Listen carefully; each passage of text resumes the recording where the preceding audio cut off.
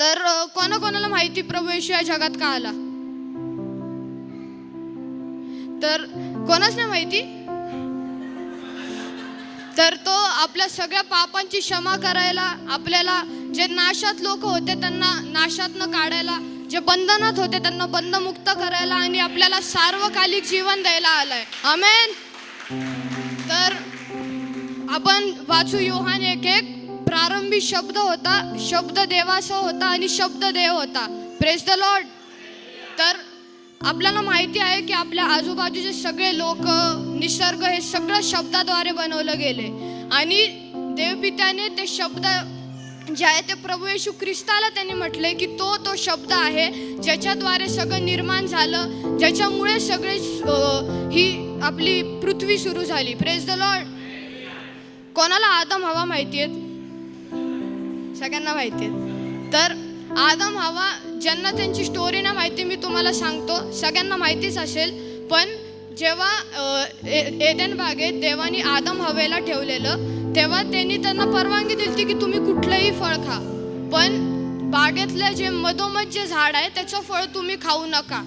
तर अशी आज्ञा दिली आणि दर संध्याकाळी देव त्यांना भेटायला सुद्धा यायचा. तर एक दिवशी सैतान सापाच्या स्वरूपात येऊन हवेस म्हणाला की हे फळ खा. हवेला देवाने सांगितलं होतं की त्यांनी फळ खायचं नाहीये, पण सैतानाने तिला फसवलं आणि सांगितलं की मी खात्री घेतो तू की हे खाऊन तू मरणार नाही, पण तुला देवासारखे बऱ्या वाईटाचे ज्ञान प्राप्त होईल. तर त्यांनी अशा प्रकारे तिला फसवलं आणि तिला वाटलं की ती देवासारखी होईल, म्हणून तिने पाप केलं. Praise the Lord.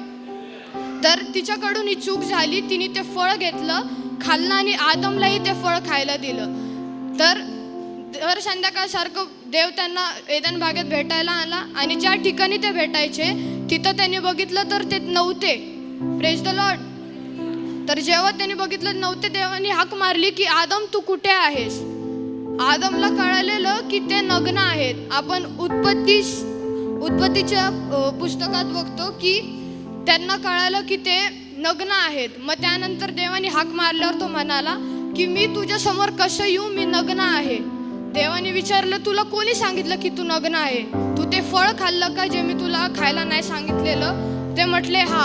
मग देवाला माहिती होतं की त्यांनी ते पाप केले, पण देवाची अपेक्षा होती की ते त्या पापाची क्षमा मागतील, पण आदमने नाही केलं. तो म्हटलं ही बाई जी तुम्हाला दिली तिच्यामुळं मी हे केलंय आणि हिच्यात माझी काहीच चूक नव्हती.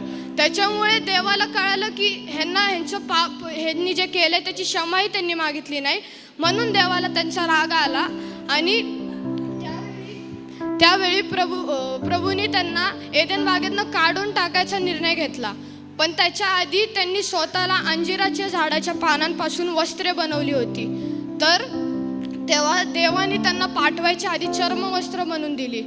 कोणाला माहित आहे की ते चर्म तिकडं कुठं आलं? तर मी तुम्हाला सांगतो की देवाला प्रत्येक पाप क्षमेसाठी एक अर्पण, एक बलिदान लागतं. त्यासाठी देवाने एदेन बागेत एक पशु किंवा एक कोकरा कापला असेल की आदम व हवेच्या पाप क्षमेसाठी की त्यांना क्षमा भेटल. आणि तसंच त्या दिवशी जसं आदम व हवेने पाप केलं तेव्हाच प्रभू येशू ख्रिस्ताचं येणं या जगात ठरलं. Praise the Lord. सगळ्यांना हे माहीत आहे ना? Praise the Lord. तर मी तुम्हाला एका सेविकेबद्दल सांगतो की जेव्हा त्या गोष्टींवर मनन करत होत्या त्यांनी विचार केला की आदम हवेने जेव्हा हे पाप केलं असेल तेव्हा पिता पुत्र पवित्र आत्मा एकत्र बसून असतील आणि ते म्हणाले असतील की ह्यांच्या पापासाठी एक बलिदान, एक अर्पण म्हणून या जगात कोण जाईल? तेव्हा प्रभू येशू म्हटला असेल की मी ह्यांच्या पापासाठी एक अर्पण, एक जे पापामुळे देवात आणि आपल्या जी एक भिंत आली होती पापाची ती पाडण्यासाठी प्रभू येशू ख्रिस्त या जगात आला. Praise the Lord. तर एक प्रश्न नेहमीच पडला पाहिजे की प्रभू येशूला कोणी बळजबरीने या जगात पाठवलं का? आता स्वइच्छेने आला. आपण वाचूयात फिलिपिकरास पत्र 2:6-8. हे जेव्हा आपण वाचतो तेव्हा कळतं की प्रभू येशू देवाच्या स्वरूपाचा होता, तो देवासारखा होता, तरी त्यांनी निर्णय घेतला, त्यांनी आपली सत्ता सोडली. तो देवासारखा सर्वशक्तिमान, सर्वव्यापी, सर्वज्ञानी होता, तरी तो आपल्यासाठी लीन, नम्र झाला आणि या जगात आला, ज्याच्यामुळे आपल्यात आणि देवाची पापाची भिंत आहे ती पडावी आणि आपण आणि देव करावे. Praise the Lord. आणि हे केल्यामुळे प्रभू येशूला काय भेटलं? त्याला फक्त एक भेटलं की तो नेहमीसाठी एक मनुष्य म्हणून राहतो. आत्ताही तो त्या स्वर्गात एक मनुष्यच आहे. Praise the Lord.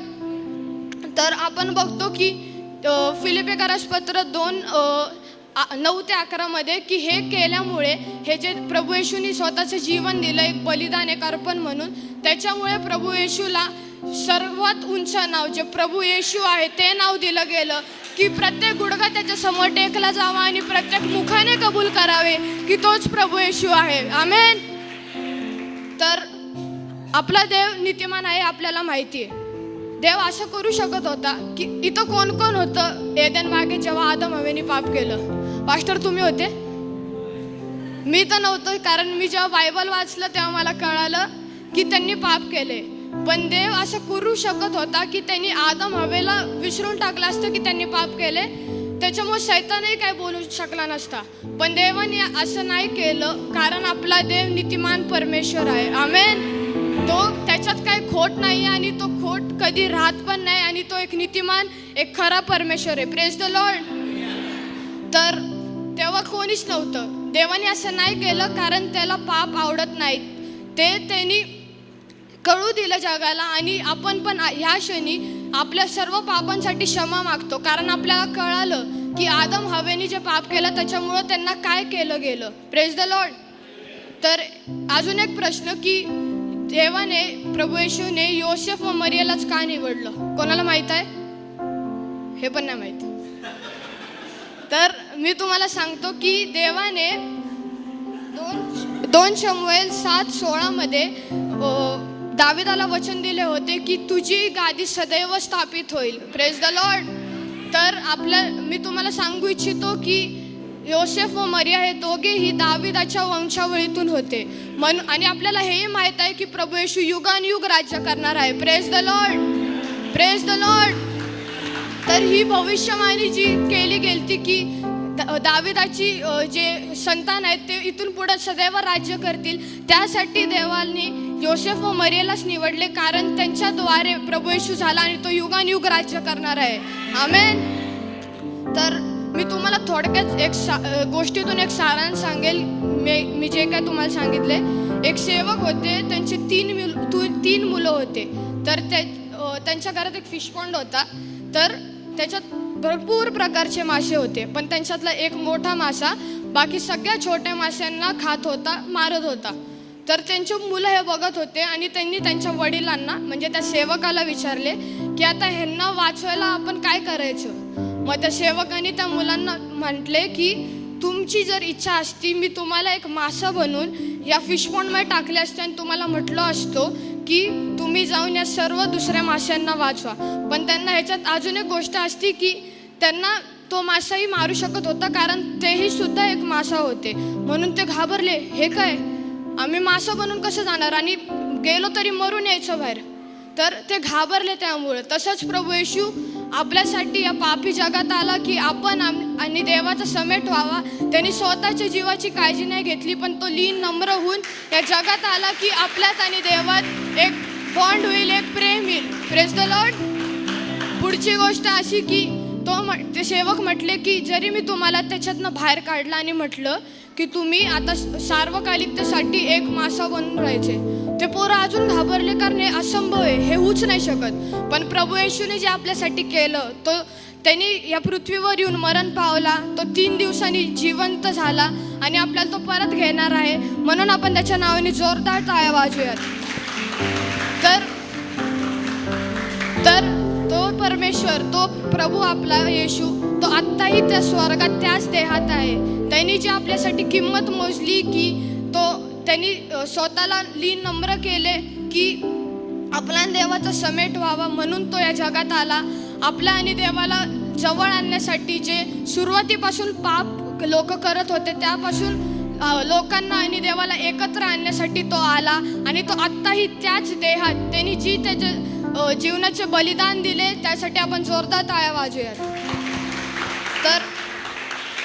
तर प्रभू येशूने आपले जीवन एक पेय अर्पण म्हणून ओतून दिले की आपण आणि देव हे नेहमी एकत्र राहावं. आणि आत्ताही आपल्यात आणि देवात एक आपण आहोत. जसं खुशबूनी सांगितलं की आपल्यात प्रेम आलं. प्रभू येशूनी प्रेम केलं की त्याने आपला एकुलता एक पुत्र दिला. म्हणून आपण त्याला धन्यवाद देऊया आणि